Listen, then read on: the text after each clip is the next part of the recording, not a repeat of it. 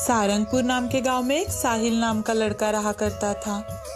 उसके परिवार में उसकी 2 बहनें और उसके माँ पिता रहते थे। साहिल के माता पिता मजदूरी का काम करते थे और साहिल की बहनें भी उनके काम में हाथ बटाया करती थी। साहिल एक सरकारी स्कूल में पढ़ता था। वो स्कूल के बाद घर घर जाकर कुछ सामान बेचता था या फिर गांव में अगर कोई छोटा मोटा काम मिले तो वो कर लेता था और अपने कमाए हुए पैसों से वो स्कूल की फीस तथा अन्य उसके कोई खर्च करता था। एक दिन साहिल के पिताजी साहिल से, अरे साहिल, तुम्हें कितनी बार कहा है मैंने, थोड़ा हमारे काम में हाथ बटा दिया करो, लेकिन तुम हो कि अपनी पढ़ाई लेकर बैठ जाते हो हमेशा। पता नहीं पढ़ लिख कर क्या करना चाहते हो। पिताजी, मैंने भी आपको कितनी बार कहा है, कुछ भी हो जाए लेकिन मैं अपनी पढ़ाई नहीं छोड़ने वाला। हाँ हाँ, पढ़ लिख कर तो बहुत बड़ा अफसर बन जाएगा ना। अरे कोई काम नहीं मिलता हम जैसे को। मेरी बात मान और घर में अभी से हाथ बटाना शुरू कर दे। और हाँ, अगर तूने ऐसा नहीं किया तो मेरी भी एक बात याद रखना, मैं भी तुझे कोई मदद नहीं करूँगा। पिताजी, अगर मैं जिंदगी में कुछ करूँगा ना तो कुछ बहुत ही बड़ा करूँगा, नहीं तो कुछ नहीं करूँगा।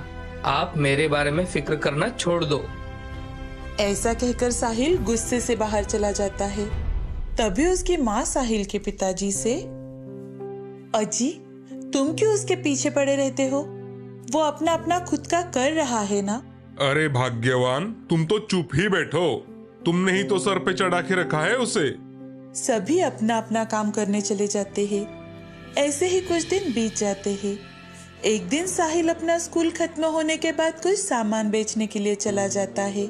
साहिल गांव-गांव जाकर लोगों के दरवाजे खटखटाता है तो कुछ लोग उससे सामान खरीदते हैं तो कहीं पर लोग उसके मुंह पर दरवाजा बंद कर देते हैं। ऐसे ही एक दिन बहुत धूप में साहिल अपना सामान बेच रहा था कि तभी वो एक दरवाजा खटखटाता है। एक सुंदर सी लड़की दरवाजा खोलती है। तभी वो लड़की साहिल का चेहरा देखकर समझ जाती है कि उस लड़के को बहुत ज्यादा भूख लगी है। वो झट से अंदर चली जाती है और एक गिलास दूध भरकर साहिल को देती है। साहिल को सच में बहुत ज्यादा भूख लगी थी तो साहिल भी झट से दूध पी लेता है और उस लड़की से, थैंक यू मैडम, आप जो सामान लेना चाहो वो आप ले सकती हो। नहीं भाई साहब, मुझे कुछ भी सामान नहीं चाहिए, लेकिन आप बहुत भूखे लग रहे थे इसीलिए मैंने आपको एक गिलास भरकर दूध दिया। मेरी माँ कहती है कि भूखे की हमेशा मदद करनी चाहिए। तो आपको भी इसमें से कुछ सामान लेना ही होगा, दूध का बिल समझकर। नहीं नहीं, मुझे कुछ भी नहीं चाहिए। क्या पता, शायद कभी आप मेरे काम आ जाओगे। अब साहिल वहां से चला जाता है। ऐसे ही कुछ साल बीत जाते हैं। साहिल जी जान लगाकर मेहनत के साथ साथ पढ़ाई भी कर रहा था। आगे चलकर वो एक बहुत अच्छा डॉक्टर बन जाता है। अब साहिल के घर के हालात भी सुधर जाते हैं, लेकिन दूसरी ओर उस लड़की के घर के हालात बहुत खराब हो जाते हैं और उस लड़की को हार्ट की बीमारी हो जाती है। उस लड़की के परिवार के पास बेटी के इलाज के लिए भी पैसे नहीं थे। उसी में एक दिन उसकी तबीयत बहुत ज्यादा खराब हो जाती है। जैसे तैसे कर वो शहर के एक बड़े अस्पताल में उसे लेकर आते हैं और जैसे ही उस लड़की की फाइल साहिल के पास जाती है, वो उस पर गांव का नाम और उस लड़की का नाम पढ़ता है तो उसके सामने वो दूध पिलाने वाली लड़की आती है। वो झट से बाहर जाकर देखता है तो वो वही लड़की थी जिसने भूखे को दूध पिलाया था। साहिल तुरंत ही कुछ एक्सपर्ट डॉक्टर को बुलाता है और उसका अच्छे से ऑपरेशन करता है। कुछ ही दिनों में लड़की बिल्कुल ठीक हो जाती है, लेकिन अब उसके माता पिता के सामने बिल देने की चिंता सताने लगती है। तभी उस लड़की के पास एक नर्स आती है और उसके हाथ में एक लिफाफा रख देती है। लड़की उस लिफाफे को खोलकर देखती है तो उसमें उसका बिल पेड करने की रिसिप्ट थी। ये देखकर लड़की और उसके माँ पिताजी हैरान रह जाते हैं। उसी लिफाफे में एक और कागज की पर्ची थी जिस पर लिखा था 1 गिलास दूध का बिल।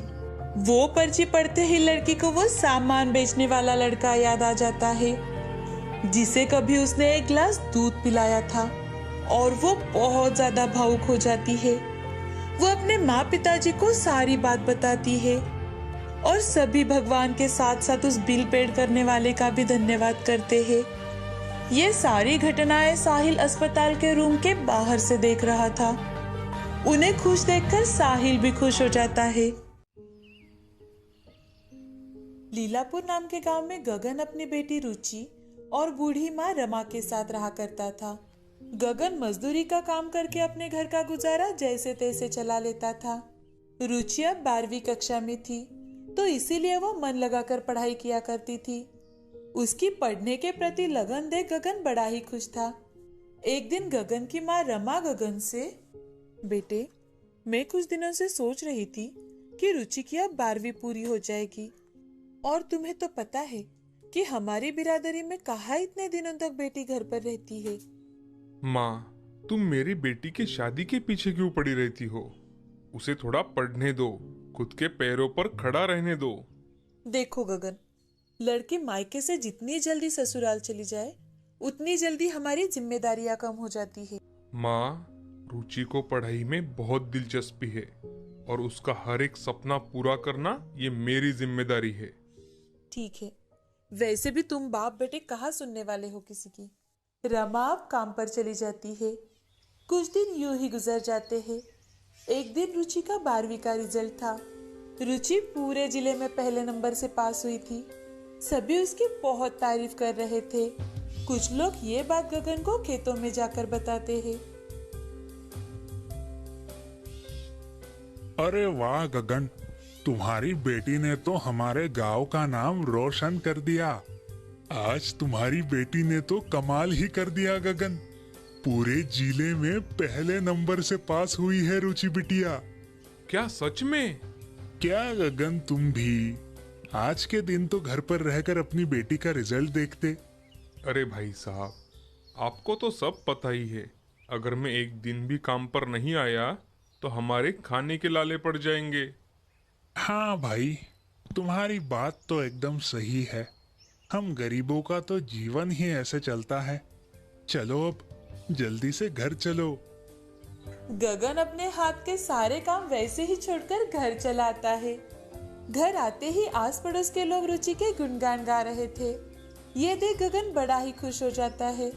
गगन घर में आते ही रुचि गगन से, पिताजी पिताजी, ये देखिए मेरी मार्कशीट। अरे वाह बिटिया, तुम्हें बहुत अच्छे मार्क्स मिले हैं। रुचि गगन के पैर छू लेती है। तो गगन, बिटिया, सारे जिले में सिर्फ तुम्हारे ही बारे में बातें हो रही है।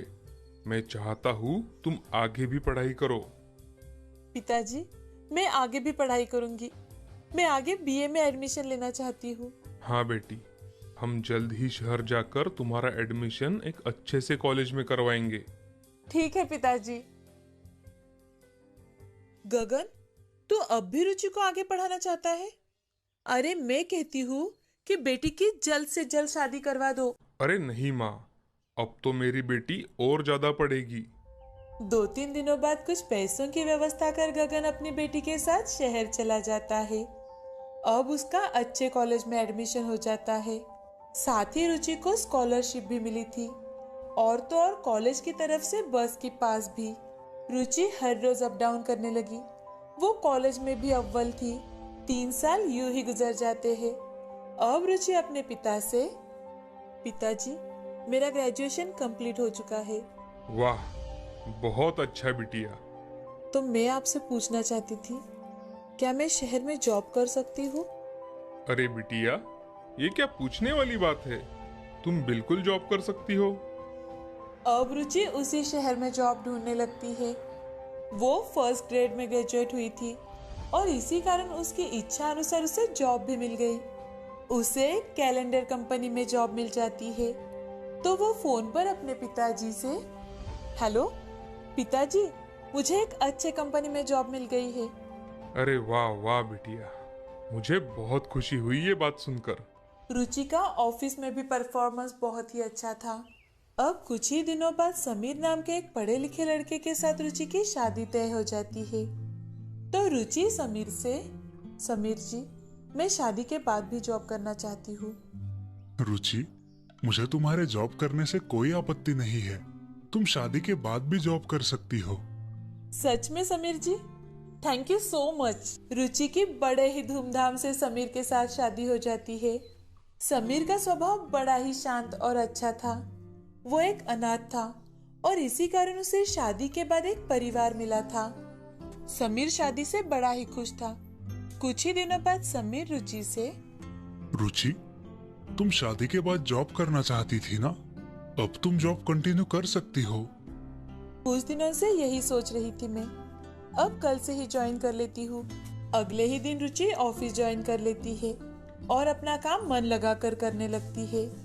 एक दिन बॉस रुचि को अपने केबिन में बुलाकर, रुचि, इस साल हमें न्यू ईयर पार्टी में कुछ यूनिक देना है। सर, हम नए साल की पार्टी में कंपनी के नाम का वॉल क्लॉक या फिर नए साल का डेस्क कैलेंडर और वॉल कैलेंडर दे सकते हैं, जो कि देश के नौजवानों के नाम पर हो। साथ ही साथ खेलों की इंफॉर्मेशन और तो और छोटे बड़े उद्योजकों की सफलता की इंफॉर्मेशन भी हम देंगे। बहुत अच्छे रुचि, इस साल हम यही कैलेंडर बनवाएंगे। और हाँ, इन सब की जिम्मेदारी अब तुम्हारी है। डेस्क और वॉल कैलेंडर, इन दोनों की डिजाइन तुम ही करोगी। ओके सर, मैं आपको जितना जल्दी हो सके उतने जल्दी डिजाइन बनाकर दिखाती हूँ। जाओ, जल्दी से काम पर लग जाओ। रुचि अपनी केबिन में जाकर बड़े ही उत्साह के साथ काम करने में जुट जाती है। रुचि जल्द से जल्द कैलेंडर की डिजाइन बनाकर बॉस को दिखाती है। उसका ये टैलेंट देख बॉस बहुत ज्यादा खुश हो जाता है। अब रुचि ने बनाए हुए डिजाइन के ही कैलेंडर बनवाने के लिए चले जाते हैं। ऑफिस के लोगों के अलावा पुराने कस्टमर्स को भी कंपनी कैलेंडर फ्री में देने वाली थी। आज ऑफिस में नए साल की पार्टी थी, तो एक एम्प्लॉय दूसरे एम्प्लॉय से, इस साल हमारी कंपनी ने तो हमें बहुत यूनिक गिफ्ट दिया है। मुझे तो बहुत पसंद आया। भाई, मुझे भी ये नए साल का गिफ्ट बहुत पसंद आया है। उस कैलेंडर में बड़े बड़े उद्योजकों की सफलता, खेल के प्रति जागरूकता, नौजवानों का उत्साह, इन सभी के कारण उनके कस्टमर भी इस कैलेंडर से बड़े प्रभावित हुए। जैसे ही न्यूज चैनल वालों को इस यूनिक आइडिया के बारे में पता चला, वैसे ही न्यूज चैनल वाले आकर उनके बॉस का इंटरव्यू लेते हैं। साथ ही कंपनी के नए कैलेंडर उनको गिफ्ट के तौर पर दिए। ये देख रिपोर्टर, सर, ये कैलेंडर तो हमारे देश के होनहार नौजवानों की जानकारी और खेलों का प्रदर्शन कर रहा है। हाँ, ये तो हमारे एक होनहार एम्प्लॉय का काम है। क्या नाम है उनका? उनका नाम है मिस रुचि। अगले ही दिन रिपोर्टर अपने न्यूज चैनल पर रुचि के बारे में बताकर उसकी आइडिया लोगों को शेयर करता है। लोग भी अब रुचि की बहुत प्रशंसा करने लगे और ये सब देख गगन को जैसे सारी खुशियां मिल गई थी। और समीर, वो भी इस बात से बहुत ही ज्यादा खुश